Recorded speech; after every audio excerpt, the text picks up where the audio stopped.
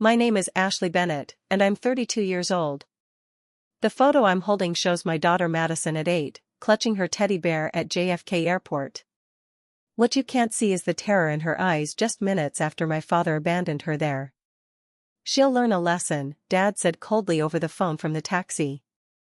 That single decision shattered our family, traumatized my child, and forced me to confront generational wounds I'd spent years trying to escape. Before I tell you what happened that day at JFK Airport, where are you watching from? Hit like and subscribe as I share how a moment of cruel parenting changed 3 generations of our family forever. Growing up with my father, Richard Bennett, meant living in a constant state of anxiety.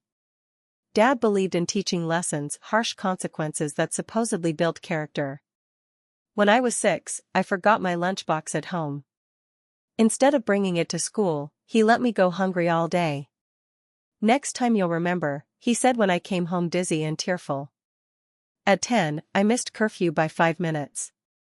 Dad locked me out for an hour in the December cold. Time management is important in life, he explained while I shivered under a thin jacket. My mother Catherine never contradicted him. Your father loves you, she'd whisper while applying arnica cream to my punished knees or warming my frozen hands. He's preparing you for a harsh world. Her eyes always held a plea, don't make things worse by fighting back. I learned to walk quietly, speak carefully, and anticipate his reactions to minimize lessons. I met Michael during college, my escape from home. His family showed me what supportive love looked like. They disagreed without screaming, made mistakes without brutal consequences, and apologized when wrong. The concept was revolutionary to me. When Michael proposed after graduation, I felt I'd finally found safety. Madison arrived 2 years into our marriage. 7 pounds of perfection with her father's dark curls and my green eyes. Holding her, I made a silent promise, no one would ever teach her lessons the way my father had taught me. For the first 3 years, we limited visits with my parents. Richard complained but respected our boundaries, if only because Catherine insisted. As Madison grew older, however, my mother pushed for more involvement. Your father's mellowed with age, she promised. He adores Madison. Don't keep them apart. Cautiously, I allowed more grandparent time. Madison adored my mother's cookies and bedtime stories. To my surprise, Richard seemed gentler with her than he'd ever been with me. He built her a treehouse, taught her chess, and never raised his voice at first. I began to hope that perhaps becoming a grandfather had softened him. That illusion shattered when Madison turned 6. During Sunday dinner at my parents' house, she accidentally spilled juice on my mother's white tablecloth. Before I could react, Richard grabbed Madison's wrist. What do you say when you make a mistake? He demanded. I'm sorry, Grandpa, Madison whispered, lower lip trembling. Not good enough, Richard said. Go sit in the corner and think about being more careful. I intervened immediately. Dad, it was an accident. She already apologized. His face darkened with that familiar storm cloud expression from my childhood. Ashley, you're raising her to be careless and entitled. Someone needs to teach her consequences. The argument that followed was our first major confrontation over parenting styles. Catherine tried to mediate while Michael took Madison outside to play. When we left that night, Richard's parting words chilled me. You're doing that child no favors by sheltering her from reality. Similar incidents followed. Richard criticized Madison for talking too loudly in restaurants, for not finishing her vegetables, for asking too many questions. Each time, I pushed back harder. Each time, my mother tried to smooth things over. He means well, became her mantra. Despite these tensions, I continued allowing Madison time with my parents, though always supervised. Michael questioned this decision. Why keep exposing her to him? He asked after one particularly tense visit when Madison was 7. Because he's still her grandfather, I explained, unable to articulate the complicated tangle of hope, obligation, and residual fear that kept me tethered to my father. And he's not always bad. Sometimes they have wonderful times together. The truth was more complex, part of me still desperately wanted my father's approval. Another part feared complete estrangement. And some naive corner of my heart believed Madison's innocence might eventually soften him permanently. When my mother's sister Ellen invited us all to New York for a week-long family reunion last summer, I saw it as an opportunity for family healing. Manhattan offered neutral territory, museums, Central Park, Broadway shows, public spaces where my father typically behaved himself. Madison was excited about her first plane ride. Michael took time off work. Even Richard seemed pleased, helping plan itineraries and promising to show Madison the Statue of Liberty. For 6 days, everything went surprisingly well. Richard was patient and engaged, teaching Madison about dinosaurs at the Natural History Museum and buying her an I Love New York t-shirt. My mother beamed at this harmony. See, her eyes seemed to say. Family is worth the effort. I lowered my guard, thinking perhaps we'd finally turned a corner. That final morning at JFK Airport would prove how catastrophically wrong I was. The JetBlue terminal at JFK buzzed with Monday morning activity. Our flight back to Boston was scheduled for 10:45 a.m., and we'd arrived the recommended 2 hours early. Madison was tired after a week of sightseeing and late nights at Aunt Ellen's apartment. She dragged her unicorn backpack behind her, scuffing her light-up sneakers against the polished floor. "Stand up straight, Madison," Richard said, his voice carrying that warning tone I recognized from childhood. "You're walking like a slouch." Madison had been up late the night before, excited about telling her friends about New York. She'd barely eaten breakfast, and at 8 years old, fatigue manifested as crankiness.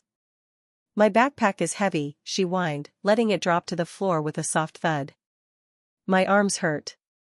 I moved to help her. "I can put it with our carry-ons, sweetie." Richard stepped between us. "No, Ashley." She brought that backpack full of toys and books. She insisted on it. Now she needs to carry it herself. "Dad, she's tired." "It's not a big deal." Richard's jaw tightened. "It is a deal. It's about responsibility." "Madison, pick up your backpack now." Madison crossed her arms. "No. I don't want to." I saw the dangerous flash in my father's eyes, that look that had preceded so many lessons in my childhood. Michael was in the restroom, and my mother had gone to buy coffee. I needed to defuse this quickly. "Madison, please pick up your backpack. We'll be at our gate soon, and you can take out your tablet." I kept my voice calm, though my heart was already racing. "Listen to your mother," Richard said. "Unless you want consequences." Madison glared at him but picked up her backpack. Crisis averted, I thought. The check-in counter called our group number. As I fumbled with our 4 boarding passes and passports, the attendant noticed an issue. "Ma'am, it looks like your seats aren't together." "Let me see if I can fix that." While I sorted out the seating arrangement, Madison complained again about her backpack. "It's too heavy. My shoulders hurt." "That's it," I heard my father say. "You've been whining all morning." I turned quickly. "Dad, I've got this. Just give me a second." The attendant asked for my ID and credit card to verify something about our tickets. I handed them over, glancing back to see my father leaning down to Madison's level. "You need to learn about consequences," he was saying. "About responsibility." "Sir, I need your signature here," the attendant interrupted, pushing a form toward me. "There's a small fee for the seat change." I signed quickly, distracted. When I turned back around, Richard and Madison were gone. Where did they go? I asked my mother, who had just returned with coffee. She looked around. "I thought they were right here." "Dad took Madison somewhere," I said, my stomach tightening. "Did you see which way they went?" Catherine shook her head, confusion clouding her features. "Maybe the restroom?" Michael returned from the men's room. "What's wrong?" he asked, seeing my expression. "My dad took Madison. I don't know where." The panic was rising now. We split up, Michael checking the nearby gates, my mother looking in shops, while I ran to the women's restroom calling Madison's name. Nothing. After 15 frantic minutes, I approached airport security. My daughter is missing. She's 8 years old, wearing a pink t-shirt and jeans. She was with my father, but I can't find either of them. The security officer radioed the description. How long have they been missing, ma'am? About 20 minutes. My father might have taken her somewhere to teach her a lesson. He does that. Even saying it aloud made me realize how wrong it sounded. The officer's expression changed. What kind of lesson? He's very strict. She was complaining about carrying her backpack, and he was upset with her. More security personnel arrived. They took descriptions and began reviewing terminal footage. That's when my phone rang, my father's number. Dad? Where are you? Where's Madison? His voice was cold, detached. She'll learn a lesson. We're in the taxi heading home. My blood froze. What do you mean? Where's Madison? Still at the airport, I imagine. She wouldn't listen, so now she'll learn what happens when you don't take responsibility. You left her? Alone? She's 8 years old. I screamed, drawing stares from everyone nearby. Lower your voice, Ashley. She's fine. She's in a secure airport with security everywhere. When you find her, she'll have learned to appreciate your rules. Dad, this is kidnapping. Child endangerment. How could you? Don't be dramatic. I left her in the food court. She has to learn. I hung up and turned to the security officer, shaking uncontrollably. My father abandoned my daughter in the airport. He's in a taxi heading home. He left her in the food court as punishment. The officer's face hardened as she radioed again. We have a child abandonment situation. 8-year-old female, possibly in the food court area. Grandfather left premises, child is alone. The next 30 minutes were the longest of my life. Security camera footage showed my father leading Madison toward the food court, speaking sternly to her. Then, shockingly, deliberately walking away while she was looking at a display of stuffed animals. The cameras captured Madison turning around, realizing he was gone, and her panic as she looked in all directions. Then she ran, disappearing from that camera's view. We have units searching all areas, the security supervisor told me. TSA is involved now, and Port Authority police. Michael held me as I sobbed. He did this on purpose. He abandoned our baby on purpose. It was Officer Rachel Kim who finally located Madison. We found her hiding in a family restroom near Gate 23. She's physically okay but very frightened. We ran to her. Madison sat on a plastic chair, clutching her unicorn backpack to her chest, tears streaming down her face. When she saw me, she launched herself into my arms. Mommy. Grandpa left me. He said I was bad and he left me. Her little body shook with sobs against mine. I'm here, baby. I'm right here. I've got you. I rocked her, my own tears falling into her hair. Michael knelt beside us, embracing us both. Officer Kim watched with a mix of compassion and controlled anger. Ma'am, we need to take statements. What your father did is a serious offense. Madison wouldn't let go of me as Officer Kim led us to a small security office. Her fingers dug into my arm, and she flinched at every announcement over the airport speakers. Michael carried her backpack, his face a mask of barely contained fury. Can you tell me what happened, sweetie? Officer Kim asked gently, kneeling to Madison's eye level. Madison buried her face against me. Grandpa was mad because I didn't want to carry my backpack. He said I needed a lesson. Her voice quavered. He took me to see the big candy store, but then he was gone. I looked everywhere. There were so many people. Fresh tears spilled. I called for him, but he didn't come back. Officer Kim nodded, writing notes. What did you do then? I got scared of all the strangers. A man tried to help me, but you said never go with strangers, even nice ones. Madison looked up at me.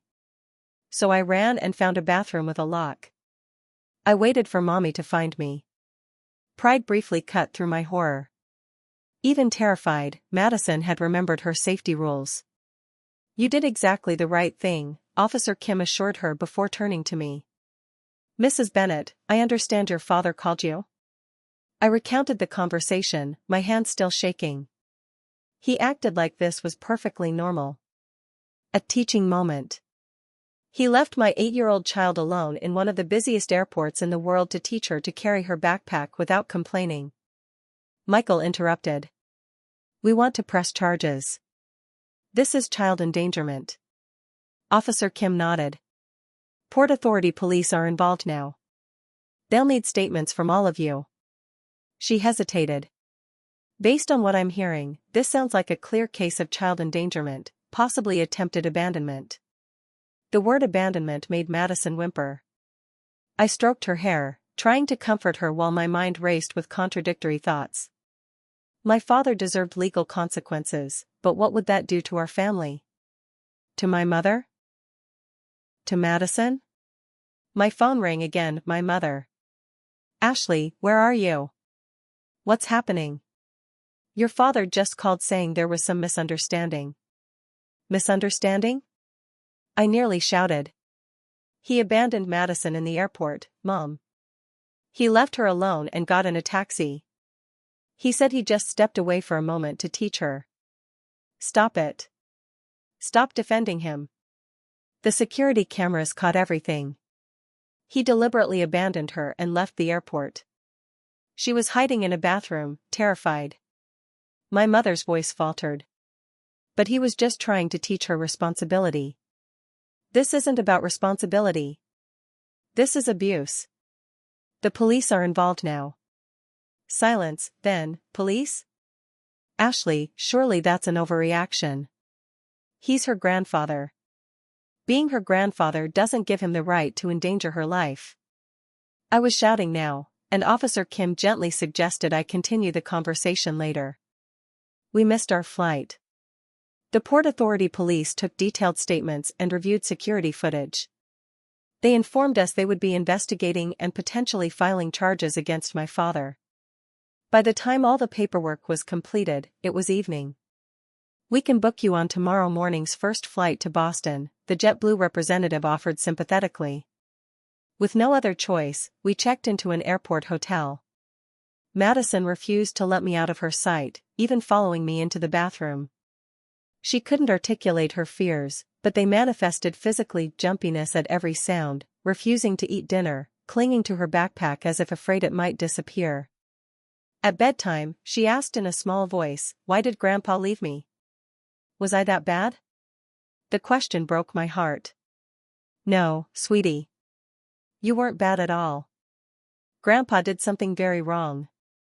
Adults should never leave children alone like that, no matter what. But he said I needed to learn. The only person who needed to learn something was Grandpa.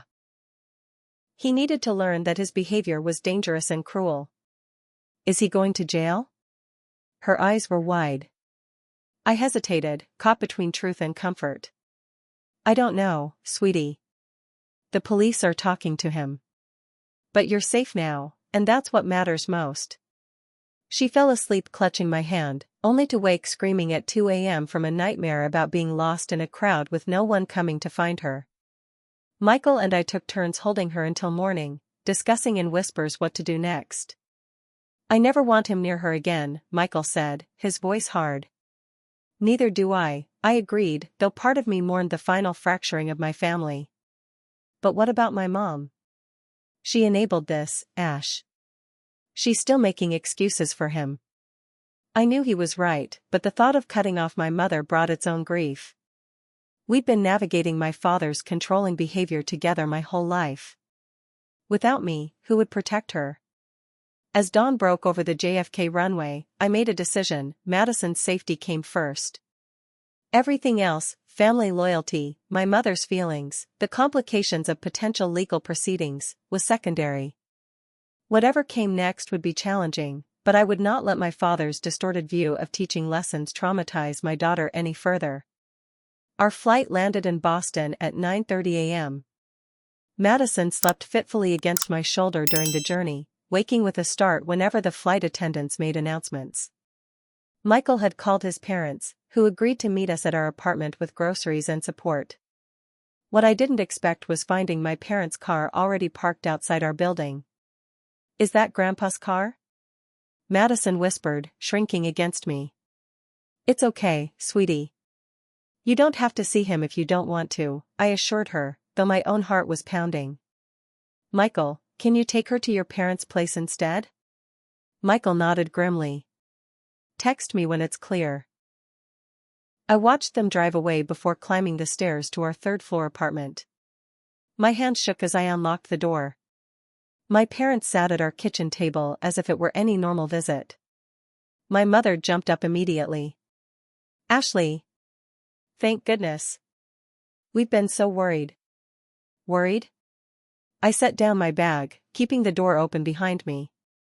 "That's interesting, considering Dad's the one who created this situation."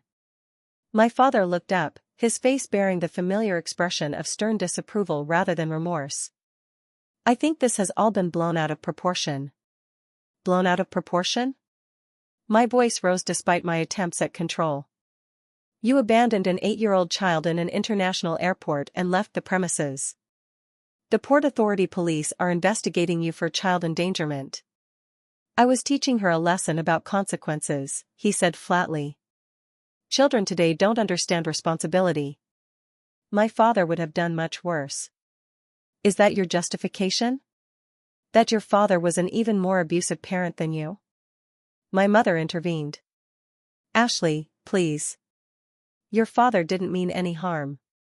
Madison was perfectly safe in the airport. She hid in a bathroom for nearly an hour, terrified. She had nightmares all night. How dare you both sit there acting like this was a reasonable thing to do?" My father stood, his chair scraping against the floor. "I will not be spoken to this way in my own daughter's home. I came here to smooth things over, not to be attacked." "Smooth things over?" "You owe Madison an apology. You owe us all an apology." "Apologize for parenting? For teaching discipline? Kids today are too coddled. That's why society is falling apart. In my day." "This isn't your day, Dad. This is 2023, and what you did is considered child abuse now. It should have been considered abuse then too." My phone buzzed with a text from Michael. "Your parents still there?" "My mom made lunch for Madison. She's asking for you." I texted back, still dealing with them. "Give her a hug from me." When I looked up, my mother had tears in her eyes. "Ashley, please. We're family. Let's not let this divide us. You divided us when you defended abandoning an 8-year-old. Where is your loyalty, Mom? To your granddaughter who was traumatized, or to Dad's ego?" "That's unfair," she whispered. "I love Madison." "Then act like it. Stand up for her. Just once, put someone else's well-being above Dad's feelings." My father's face darkened with that familiar storm cloud expression. "That's enough. Catherine, we're leaving. Ashley clearly needs time to calm down and think rationally." "I am thinking rationally," I said. "For the first time in my life, I'm seeing things clearly. I won't let Madison grow up walking on eggshells around a man who thinks traumatizing children builds character." My mother reached for me. "Please, Ashley. He's her grandfather. Family is everything. Safety is everything. Love is everything. Fear and control are not love, Mom." I learned that too late, but Madison won't have to. I opened the door wider. "I think you should both leave. Madison is staying with Michael's parents tonight. She doesn't feel safe, and I don't blame her." They left reluctantly, my mother in tears, my father stiff with indignation. As their car pulled away, Michael returned alone. "How did it go?" he asked, putting his arm around me. "Exactly as you'd expect. Dad refuses to acknowledge he did anything wrong. Mom's trying to keep the peace at Madison's expense. I leaned against him, suddenly exhausted. The police called while I was talking to them. They want to interview my parents tomorrow. Good, Michael said firmly. There should be consequences for this. Dad said something about his father being worse. It made me wonder what happened to him as a child. I shook my head. Not that it excuses anything. It doesn't, Michael agreed. But breaking cycles starts with awareness. That evening, we picked up Madison from Michael's parents' house. She seemed calmer there, away from the scene of our confrontation, but still asked repeatedly if her grandfather was gone. He's gone, sweetheart, I assured her. And you don't have to see him until you're ready. What if I'm never ready? Her lower lip trembled. That's okay too. Your feelings matter. Later that week, Madison's teacher called me aside during pickup. Madison had a difficult day, Mrs. Wilson explained gently. During recess, she became extremely upset when she couldn't find her friend Emma. She was convinced Emma had been abandoned or taken. We had to call the school counselor. The airport incident was rippling outward, affecting every aspect of Madison's life. That night, I contacted Dr. Sarah Miller, a child psychologist recommended by our pediatrician. Abandonment trauma can manifest in various ways, Dr. Miller explained during our initial consultation. Separation anxiety, sleep disturbances, hypervigilance. Madison is showing classic signs. Will she recover? I asked, desperate for reassurance. With proper support, yes. Children are resilient. But healing takes time and consistent reassurance of safety. While Madison began weekly sessions with Dr. Miller, my family situation deteriorated further. My mother began showing up unannounced, sometimes in tears, sometimes with Madison's favorite cookies, always with the same plea, "Can't we put this behind us?" He didn't mean any harm. Each time, I held firm. Not until Dad takes responsibility and gets help. Extended family members took sides. My Aunt Ellen called from New York. Your father is devastated that you've cut him off from his granddaughter. Surely there's room for forgiveness? My cousin Thomas disagreed. What Uncle Richard did was dangerous and crazy. Stand your ground, Ashley. The final straw came 3 weeks after the airport incident. I was picking Madison up from school when I spotted a familiar figure waiting by the playground fence. My father stood watching the children exit the building, scanning faces until he spotted Madison. Madison, he called, waving. Madison froze beside me, her hand suddenly gripping mine painfully tight. I stepped between them. What are you doing here, Dad? I came to see my granddaughter.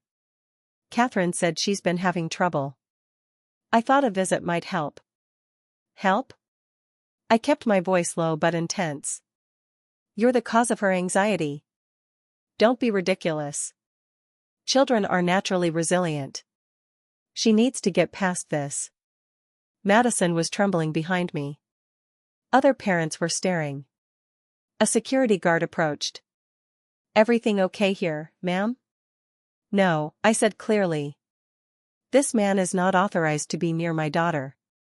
We have a situation involving the police. My father's face flushed with anger and embarrassment. I'm her grandfather. Ma'am, the guard looked to me for direction. Please escort him off school property. My daughter does not feel safe around him. As the guard led my protesting father away, I knelt beside Madison. You're safe. I won't let anyone take you or leave you alone. Not ever. That night, after Madison was finally asleep, I researched restraining orders. The next morning, I called the lawyer who had handled our wills. Based on what you've described and the ongoing police investigation, the lawyer said, we have grounds for a temporary restraining order. However, family court cases can be messy and emotionally draining. Are you prepared for that? I thought about Madison hiding in that airport bathroom. About her nightmares and panic attacks. About my father's refusal to acknowledge any wrongdoing. Yes, I said firmly. I'm prepared to do whatever it takes to protect my daughter. The weeks following my father's school appearance were a blur of legal consultations, therapy appointments, and difficult conversations. Madison continued seeing Dr. Miller twice weekly, while I joined a support group for parents of traumatized children. The temporary restraining order was granted, legally barring my father from coming within 500 feet of Madison or her school. My mother called daily, her messages alternating between tearful pleas and angry accusations. How could you take legal action against your own father? Do you know what this is doing to him? To me? To our family name in the community? I stopped answering after a while, letting her messages pile up in voicemail. Michael's parents stepped in beautifully, providing Madison with the stable, loving grandparent presence she needed while we navigated the crisis. 6 weeks after the airport incident, Madison's nightmares began to decrease in frequency. Dr. Miller reported cautious progress. She's developing better coping mechanisms, she explained during our parent consultation. But she still exhibits significant anxiety around separation and authority figures. Madison's school performance suffered despite everyone's best efforts. Her previously excellent grades dropped. Madison still at piano lesson with your mom? He confirmed they wouldn't be home for another hour. My mother sat at our kitchen table, looking smaller and older than I remembered. Your father doesn't know I'm here, she began. He would be furious. Something in her tone made me pay closer attention. What's going on, Mom? I found these. She pulled out a stack of papers from her purse. Your father's medical records. He's been seeing a psychiatrist for years, Ashley. Since before we were married. I stared at her. What? He has prescription bottles hidden in his workshop. Medications for anger management, for anxiety. He never told me. Her hands trembled. All these years, I thought his moods, his teaching moments were just his way. But he's been struggling with something deeper, something he never shared with me. I skimmed the papers, recognizing medication names from my psychology courses. Mom, this doesn't excuse what he did to Madison. If anything, it makes it worse. He knew he needed help controlling his behavior and still put an 8-year-old at risk. I know. Tears spilled down her cheeks. I'm not here to make excuses anymore. I'm here because I finally understand what you've been trying to tell me for years. About the fear. About walking on eggshells. She looked up, meeting my eyes directly. I was wrong, Ashley. I was wrong to defend him. Wrong to pressure you into exposing Madison to him. Wrong to prioritize keeping the peace over keeping you both safe. Her admission stunned me into silence. In 40 years of marriage, I'd never heard my mother criticize my father's behavior. Why now? I finally asked. She wiped her eyes. Because of what the police investigator said. They showed me the security footage, Ashley. I saw him deliberately walk away. Saw him look back to make sure she was alone. Saw him smile.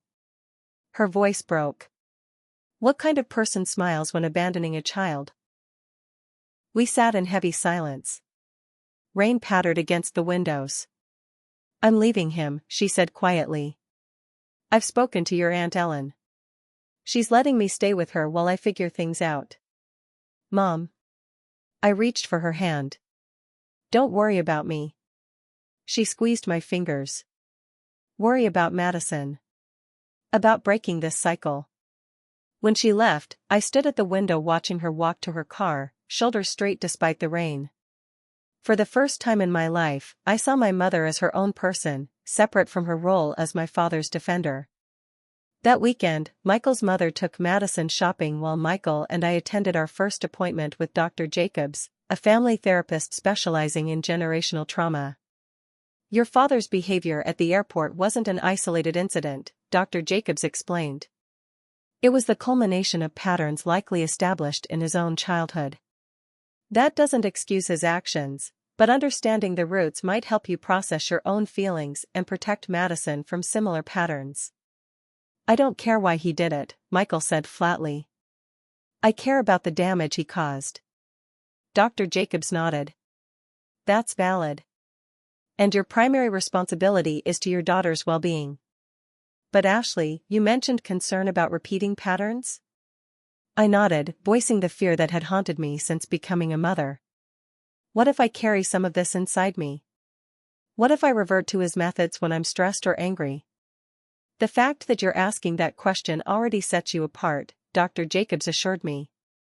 Awareness is the first step to breaking cycles. The work we'll do here helps interrupt those inherited patterns. November arrived, bringing with it the complication of holiday planning. Thanksgiving had always been at my parents' house. This year, everything was different. My father was living alone, under investigation, and legally prohibited from seeing Madison. My mother was staying with Aunt Ellen in New York. Extended family were divided on whether to include my father in gatherings. We could just stay home, Michael suggested. Have a quiet Thanksgiving, just the three of us. Running away won't solve anything, I said, thinking of Dr. Jacobs' advice about confronting patterns.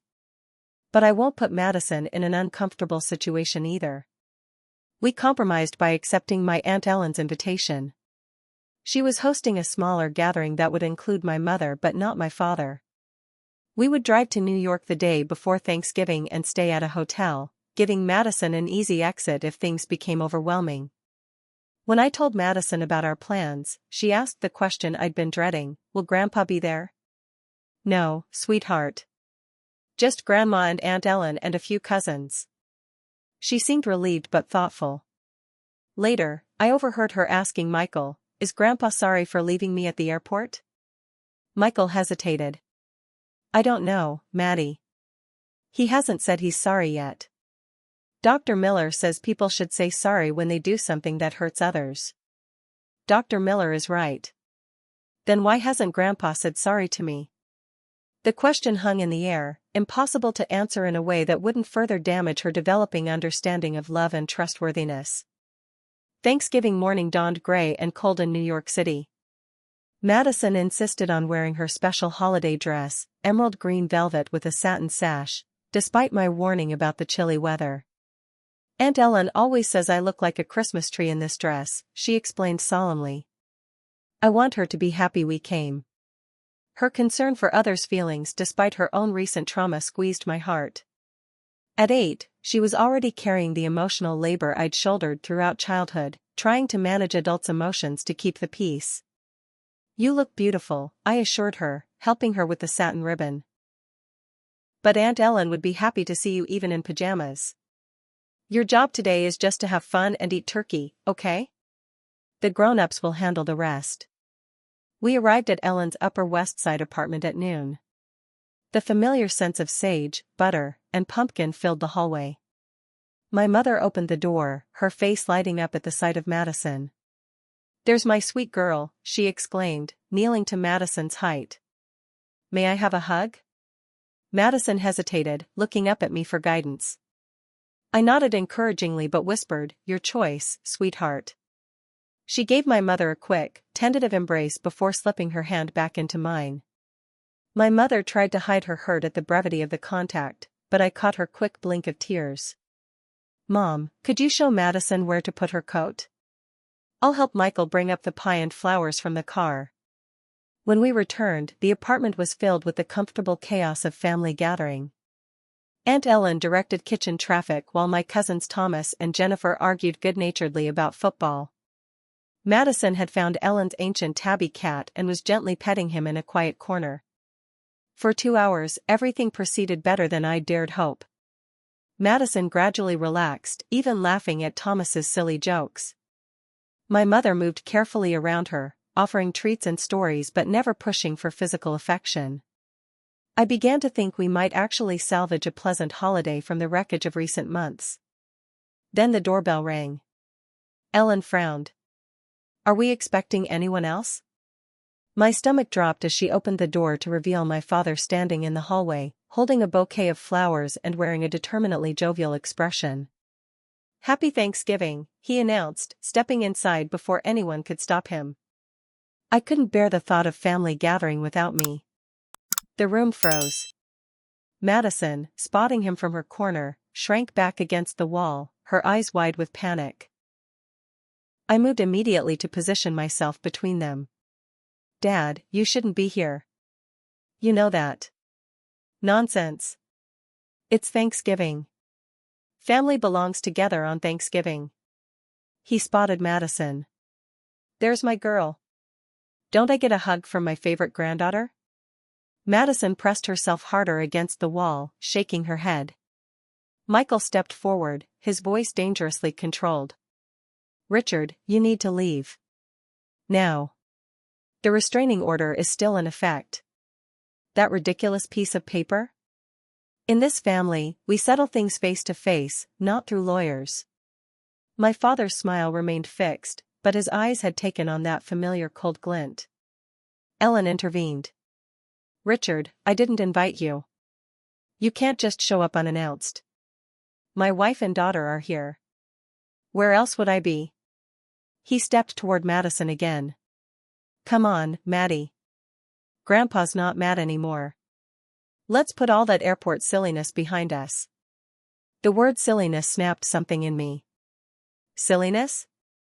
You traumatized an 8-year-old child. She's having nightmares. Panic attacks. There's nothing silly about child endangerment. The artificial joviality dropped from my father's face. You're blowing this completely out of proportion. In my day, children were taught real consequences. My father left me alone at a gas station when I was 7 because I asked for a candy bar. I had to walk 3 miles home. Did I whine about trauma? No. I learned not to ask for things. The room fell completely silent. My mother's face went pale. Richard, you never told me that. It wasn't relevant. He waved dismissively. Your father abandoned you? I asked, suddenly seeing my father not as the towering authority of my childhood but as a scared 7-year-old boy. He taught me a valuable lesson about self-reliance, my father insisted, but something flashed across his face, a fleeting vulnerability quickly masked by anger. So you did to Madison exactly what was done to you, I said quietly. The very thing that hurt you so badly you've never spoken of it in 60 years. It didn't hurt me. It built my character. My mother stepped forward then, her voice stronger than I'd ever heard it. Richard, stop lying. To yourself. To all of us. She turned to me. Your father has nightmares too, Ashley. Has had them for decades. He wakes up calling for his father, begging not to be left alone. Catherine.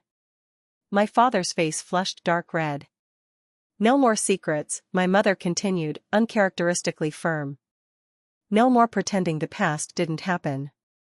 What your father did to you was wrong, Richard. And what you did to Madison was wrong too. My father looked stricken, as though she'd physically struck him. You're turning against me? After 40 years? I'm turning toward the truth. Finally. She met his gaze steadily. I've enabled you for too long. Helped you pretend that fear and control are love. They're not. They never were. Madison's small voice broke through the tension. Why would you leave me alone when you know how scary that is? My father turned to her, his face a complex map of emotion. For a moment, just a moment, I glimpsed genuine shame in his eyes. Then his defenses slammed back into place. You're all determined to villainize me. Fine. Enjoy your Thanksgiving without me. He turned and stormed toward the door. Dad, I called after him, surprised by my own impulse to stop him. This doesn't have to be the end. But it has to be different. You need help. Professional help. He paused at the threshold, not turning back. I don't need anyone's help. I never have. The door closed behind him with a decisive click. The silence that followed felt like a physical pressure in the room. Madison ran to me, burying her face against me. I lifted her into my arms, though she was getting almost too big for this. You're safe, I whispered into her hair. I promise you're safe.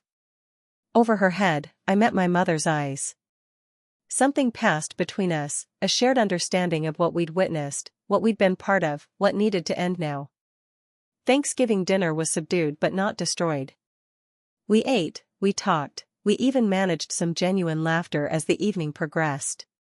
Madison fell asleep on the drive back to our hotel, emotionally exhausted but peaceful. In our hotel room, after tucking her in, I whispered to Michael, "Did you see it?" How he repeated exactly what was done to him. Michael nodded. Generational trauma in real time. But Ashley, he took my hands, "You broke the cycle. Today, in that room, you broke it." "We broke it," I corrected, leaning against his shoulder. "All of us together." December transformed New York and Boston into winter wonderlands, department store Santas appearing on every corner and holiday music filling the air.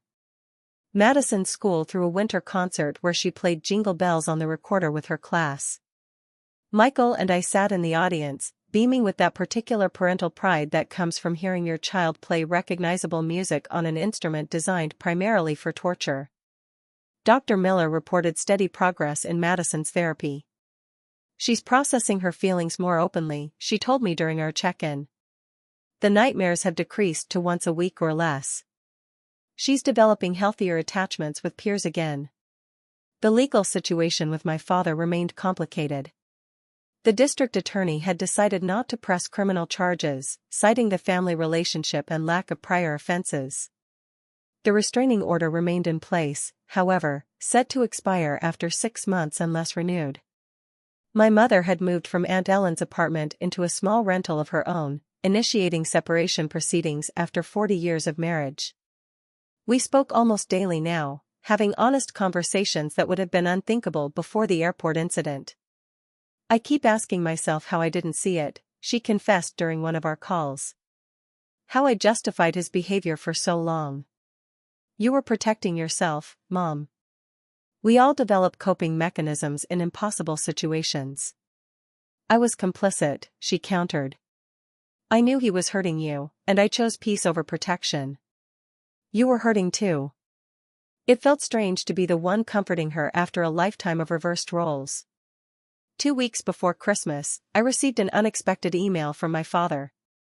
The subject line read simply, "Therapy." The message itself was brief. "Ashley. At Catherine's insistence, I've been seeing Dr. Marcus Jacobs for the past month. He suggests a joint session might be beneficial. No pressure. No Madison involvement at this stage. Dad." I stared at the screen, reading and rereading those few lines. My father, Richard Bennett, who prided himself on never needing anyone, was admitting to therapy. And not just any therapist, but Dr. Jacobs, the same family trauma specialist Michael and I had been seeing. I showed the email to Michael that evening after Madison went to bed. "What do you think?" I asked. "Is this genuine or just an attempt to get back in our lives?" Michael considered carefully. "Dr. Jacobs wouldn't suggest a joint session if he didn't think it might be constructive. And your father allowing the same therapist to contact both of you suggests at least some willingness for transparency. But what if it's too soon? What if seeing him triggers all Madison's progress backward?" "The email specifically says no Madison involvement at this stage," Michael pointed out. "This would be about your relationship with him, not her relationship with him. That's a separate issue entirely." After several days of deliberation, I replied to my father's email. "Dad. I'm willing to meet with you and Dr. Jacobs. To be clear, this doesn't mean automatic access to Madison. Her healing comes first. Ashley." Our first joint therapy session was scheduled for December 18th. I arrived at Dr. Jacobs' office with a knot in my stomach, half expecting my father to have cancelled or to arrive with his usual armor of righteous indignation fully intact. Instead, I found him already seated in the waiting room, looking uncharacteristically diminished. He wore a sweater rather than his usual button-down shirt and tie. The authoritative posture I associated with him had given way to something almost hunched. "Ashley," he acknowledged me with a small nod. No attempt at a hug or handshake, respecting the distance between us. Dr. Jacobs welcomed us into his office. "Thank you both for coming today. This represents a significant step." The first session was excruciatingly difficult. My father struggled to express himself without defaulting to defensiveness or authority. I struggled to listen without immediately jumping to Madison's defense. Dr. Jacobs mediated carefully, intervening when communication threatened to break down completely. "Richard," Dr. Jacobs said at one point, "I notice you keep using phrases like blown out of proportion and making a mountain out of a molehill. How do you think those dismissals land with Ashley?" My father frowned. "I'm not dismissing anything. I'm stating facts. The impact of an action isn't determined by the intent," Dr. Jacobs explained patiently. "It's determined by the actual harm caused. So regardless of what I meant to do, I'm still the villain." Bitterness laced my father's words. "This isn't about villains," I interjected. "It's about actions and consequences. Madison was traumatized. That's not an exaggeration or a melodrama. That's a clinical assessment from a child psychologist." Something flickered in my father's eyes, a brief flash of what might have been genuine remorse. But he quickly redirected. "In my day, we didn't have psychologists telling us we were traumatized. We dealt with life's difficulties and moved on." "And how's that working out for you, Dad?" I challenged. "The nightmares Mom mentioned? The hidden medications? The alienated family? Is that dealing with it?" The session ended without breakthrough, but with a commitment to continue the process. I left feeling drained but also strangely hopeful. For the first time, we had spoken honestly, without the pretense that everything was fine. 2 days later, my mother joined us for a session. The dynamic shifted dramatically with her presence. She refused to play her traditional role of peacekeeper, instead speaking candidly about her own enabling behavior and the damage it had caused. "I thought I was being a good wife by supporting you unconditionally," she told my father. "But I was actually helping you hurt our daughter and granddaughter. That's not love, Richard. That's cowardice." My father seemed genuinely shocked by her transformation. "You never objected before," he said defensively. "I objected inside," she replied, "where it didn't count. Where it couldn't help anyone."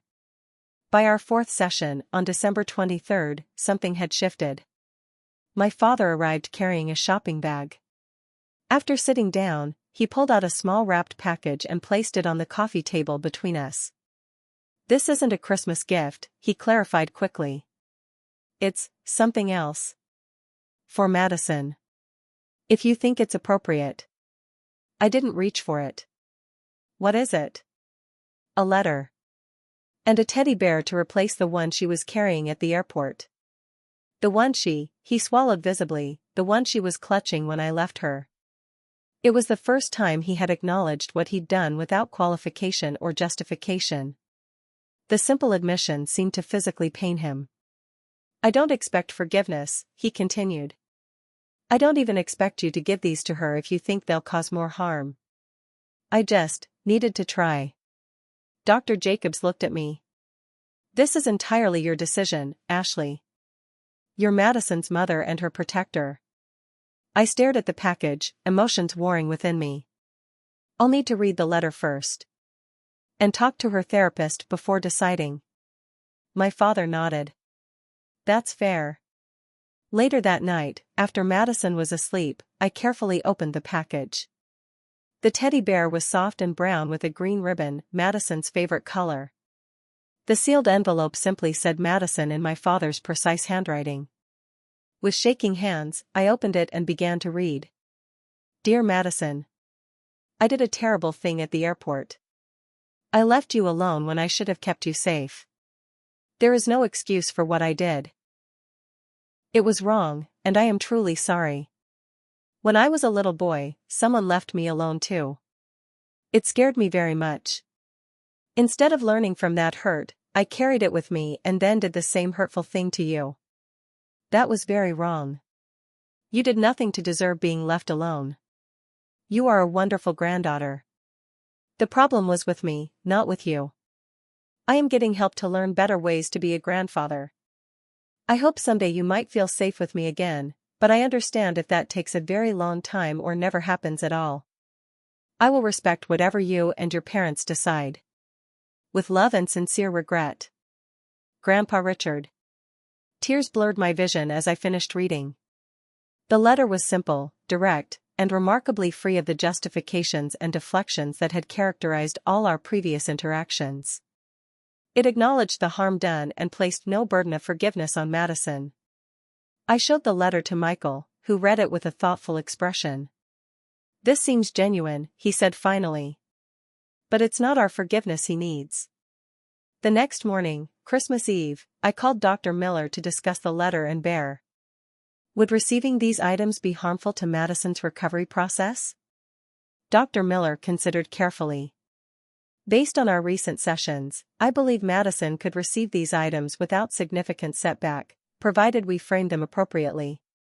The letter actually addresses many of the questions she's been working through, particularly her fear that she did something to deserve being abandoned.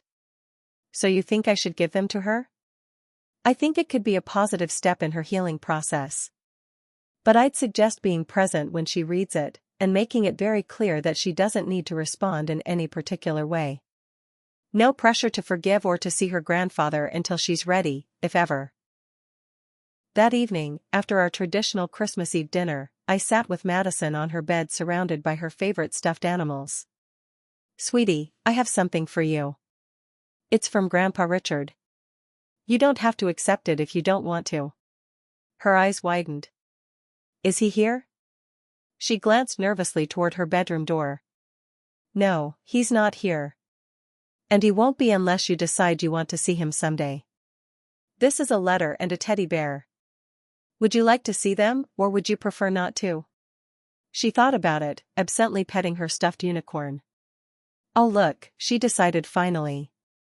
I handed her the bear first, which she examined with cautious interest before setting it beside her. Then I gave her the letter. "Would you like me to read it to you, or would you prefer to read it yourself?" "You read it," she requested, leaning against my side. I read slowly, watching her face for signs of distress. When I finished, she sat quietly for a long moment. "Grandpa was left alone too?" she finally asked. "Yes. His father, your great-grandfather, left him alone when he was even younger than you." She processed this. "That's why he did it to me? Because someone did it to him?" "Partly. Sometimes people who are hurt as children repeat those same hurts when they grow up. Unless they learn better ways." "Is Grandpa learning better ways now?" "He's trying to. He's talking to a doctor who helps people understand their feelings, like Dr. Miller helps you." Madison picked up the new teddy bear, examining its soft paws and green ribbon. "I'm still sad about what happened," she said finally. "But I'm not scared anymore." I hugged her close. "That's a very brave thing to say." "Do I have to write him back?" "Absolutely not. You don't have to do anything you don't want to do." She nodded, seemingly satisfied with this answer.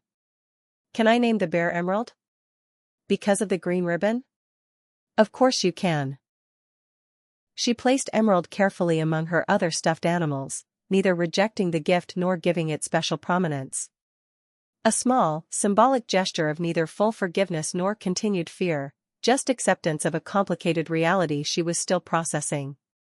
That night, I texted my father a brief message: "Madison received your letter and bear. She's named the bear Emerald. She's not ready to see you yet, but the door isn't permanently closed." His reply came almost instantly: "Thank you for giving her the letter. I don't deserve a second chance, but I'm working to be worthy of one if it ever comes. Merry Christmas, Ashley." It wasn't a perfect resolution. The damage couldn't be undone with a single letter or a few therapy sessions. But for the first time since that terrible day at JFK Airport, I felt a cautious hope that healing, real, substantial healing, might be possible for all of us. 6 months after the airport incident, summer returned to Boston. Madison's school let out for break, and the warm weather brought with it a sense of renewal. She had finished her formal therapy sessions with Dr. Miller, though we scheduled monthly check-ins to monitor her progress. The nightmares had all but disappeared, and while she still showed occasional signs of anxiety in crowded places, her resilience astonished me daily. Our family landscape had transformed permanently. My parents finalized their separation, though they hadn't proceeded to divorce. My mother thrived in her independence, taking art classes and making friends outside the controlling sphere of my father's influence. She and Madison had rebuilt a warm relationship, with regular grandmother-granddaughter outings to museums and ice cream shops. My father continued his therapy with Dr. Jacobs, both individually and in our joint family sessions. The changes in him emerged slowly, in fits and starts, with occasional backsliding into old patterns of defensiveness and control. But the effort was consistent and genuine, something I'd never witnessed before in his rigid personality. The restraining order had expired in April. After careful consultation with Madison's therapist, Michael, and I agreed to a supervised visit between Madison and my father. We chose a neutral location, a small park near Dr. Jacobs' office, with the therapist present for support if needed. I'll never forget Madison's face when she first saw my father after 6 months of separation. She stood slightly behind me, neither running to him nor hiding, just watchful and cautious. My father, for his part, made no move to approach her until invited, no demand for affection or acknowledgement. "Hello, Madison," he said simply. "Thank you for agreeing to see me today." "Hello," she replied, her voice small but steady. We sat at a picnic table, the adults deliberately keeping the conversation light and child-focused. Dr. Jacobs had prepared my father well. He asked Madison questions about school and her summer plans but accepted her brief answers without pushing for more. He had brought a chess set, remembering their games before the airport incident, but said, "We don't have to play if you'd rather not." To my surprise, Madison agreed to a game. They played quietly, my father visibly restraining his natural competitiveness to let her take her time with moves. When she captured his queen through a genuine vid strategy, the pride in his voice as he said, "Excellent move, Madison," held none of the condescension that had once characterized his interactions with her. The visit lasted exactly the scheduled 45 minutes. As we prepared to leave, my father said, "I've enjoyed seeing you, Madison. I hope perhaps we might do this again sometime, but only when you feel ready." Madison nodded, neither committing nor refusing. In the car heading home, she was thoughtful. "Grandpa seems different," she finally observed. "In what way?" I asked carefully. "Less scary. Less big." She struggled to articulate the subtle shift in his demeanor. "He didn't tell me what to do or say I was wrong about chess moves." That night, Madison asked if she could invite my father to her school's end-of-year concert the following week. "He doesn't have to come," she added quickly. "Only if you and Daddy think it's okay." Michael and I discussed it after she went to bed. "Are we moving too fast?" I worried. "It's only been one visit." Dr. Miller said to follow Madison's lead, Michael reminded me. "She's not asking for overnight visits or to be alone with him. A public school event with us present seems low risk." We set clear parameters. My father would meet us at the school, sit with us during the performance, and say goodbye afterward. No private conversations with Madison, no gifts, no undermining of parental authority. To my relief, he accepted these terms without argument, another sign of genuine change. The night of the concert, he arrived early, dressed appropriately in casual clothes rather than his usual formal attire that had always emphasized his authority. He brought nothing except a respectful attitude and sincere interest in Madison's performance. Watching them together, Madison shyly showing him her artwork displayed in the school hallway, my father listening attentively without criticism or comparison, I felt a complex swirl of emotions. Cautious hope mingled with vigilant protection, forgiveness tempered by memory. Summer brought another test, a family day trip to a nearby beach. My mother came, bringing a picnic basket filled with Madison's favorite sandwiches. My father joined us separately, still respecting the boundaries between himself and my mother despite their continued occasional communication. Madison built a sandcastle with Michael while I spread out beach towels. My father approached hesitantly, carrying a small bucket and shovel. "May I help with the castle?" he asked Madison directly. She considered him for a moment before nodding. "You can build the moat." I watched them work together, struck by the symbolic nature of their positioning, Madison creating the central structure, my father working around the perimeter, contributing without dominating. When a wave threatened to destroy their creation, my father quickly built up the outer wall to protect the inner castle, Madison's domain.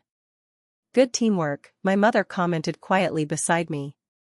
"It's strange to see," I admitted. Part of me keeps expecting him to revert to form, to criticize her technique or take over the project. "He's trying so hard, Ashley," she said.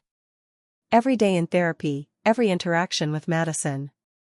I've never seen him work this hard at anything."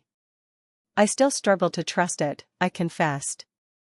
After a lifetime of conditional love, this change seems too fragile. "Trust your own eyes, not just your memories," she advised. "And keep those boundaries firm. They're helping everyone, including Richard." The one-year anniversary of the airport incident arrived in July. By then, we had established a careful rhythm of supervised visits and family outings. My father and I continued our therapy sessions with Dr. Jacobs, sometimes joined by my mother, sometimes working through our own complicated father-daughter relationship. During one particularly breakthrough session, my father finally spoke about his own childhood in detail, not as justification for his actions toward Madison, but as context for his distorted understanding of parenting. My father believed children were naturally defiant creatures who needed their wills broken, he explained, voice tight with long-suppressed emotion. The gas station incident wasn't isolated.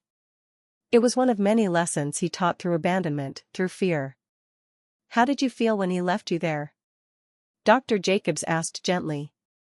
My father's hands trembled. Terrified. Certain I'd never see home again. Convinced I must be truly worthless if my own father could walk away so easily. "And when you left Madison at the airport?"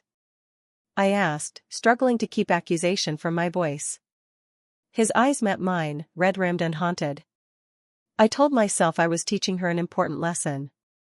But the moment I walked away, he stopped, his voice breaking. Something inside me split in two. Part of me was my father, coldly teaching a lesson. The other part was that abandoned 7-year-old, screaming at me to stop. I didn't listen to that child. I'd been silencing him for 60 years. Understanding my father's actions didn't erase their impact. But witnessing his painful reckoning with his own trauma created space for something new between us, not the unconditional forgiveness he once might have demanded, but a careful, conditional rebuilding based on accountability and changed behavior. On the actual anniversary date, Madison asked a question that caught me off guard. "Can we invite Grandpa for dinner tonight?" "Tonight specifically?" I asked, curious about her timing. She nodded solemnly. "It's been a year since the airport. Dr. Miller says anniversaries are important for healing." That evening, my father came to dinner at our home for the first time since the incident.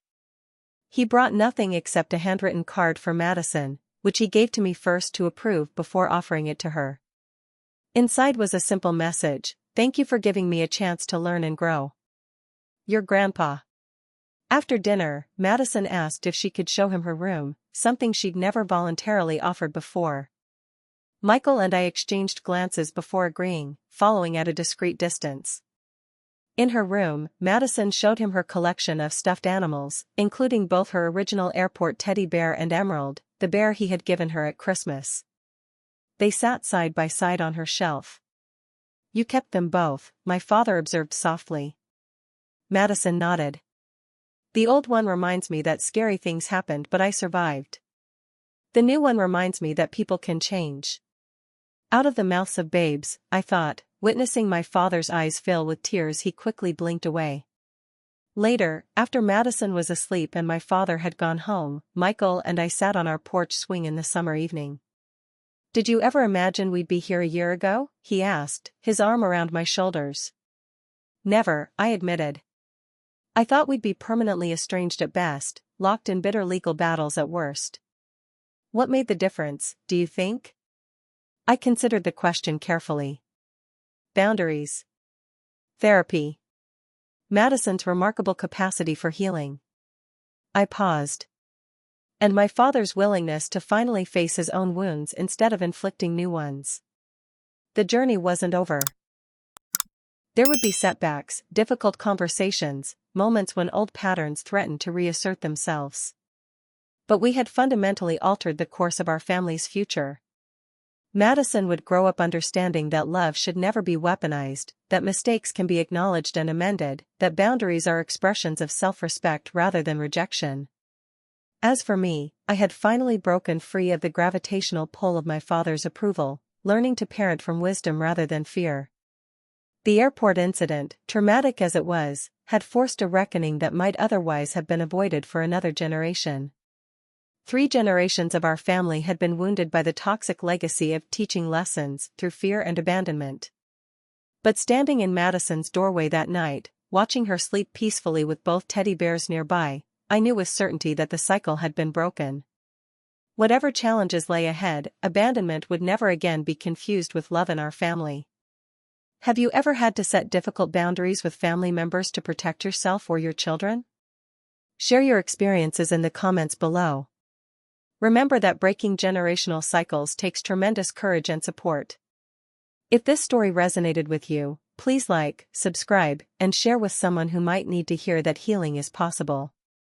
Thank you for listening to my journey, and may your own families grow stronger through honest communication and appropriate boundaries.